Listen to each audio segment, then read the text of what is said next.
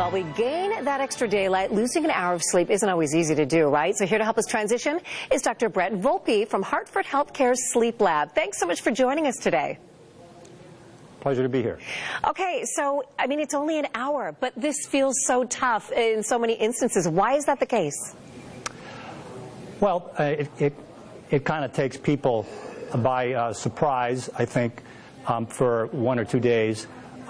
Your brain has an internal clock that is cued by light, and when you change your clock, your external clock in your house, there's going to be a discrepancy between what your mind or your brain thinks is a certain time and what time it is actually outside.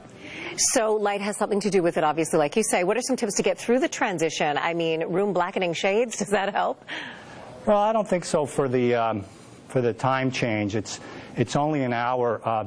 The best thing to do is, if you're a little anxious about it, is to anticipate that the time change is coming, like this weekend, and let's say Friday or Saturday night, try to go to bed a little earlier and get up earlier in the morning, so that you're prepared for that early Monday morning commute you might have. Right, right. Okay, so if you end up being tired as this transition happens, can you catch up on the missed sleep?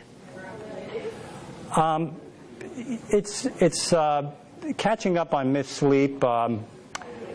Takes a couple of days. I think that, again, if you anticipate a day or two before, try to get to bed a little earlier so that you can get your 7 or 8 hours of sleep that you're used to in.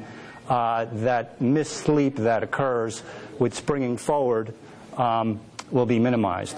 Okay, so the spring ahead is often thought to be a lot worse than the fall back. Why is that the case?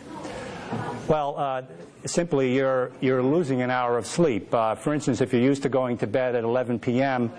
and getting up at 7 a.m., what's going to happen when we spring forward is that you're getting up at 7 a.m., but it feels like 6 a.m. to you because we've moved the clock ahead an hour. And that's obviously tougher than fall back, where we get an extra hour of sleep. I like to think that on the week, if you think of it as the weekend, your weekend is an hour longer during the fall back, and it's an hour shorter during spring forward. True.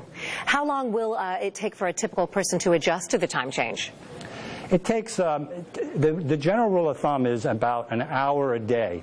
For instance, if you fly to California, it takes about 3 days for that 3-hour time change from Connecticut. So it's about an hour a day, but I think with the time change, 1 to 2 days for most people, they should be relatively used to it.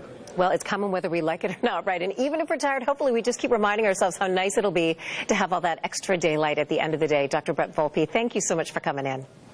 You're welcome.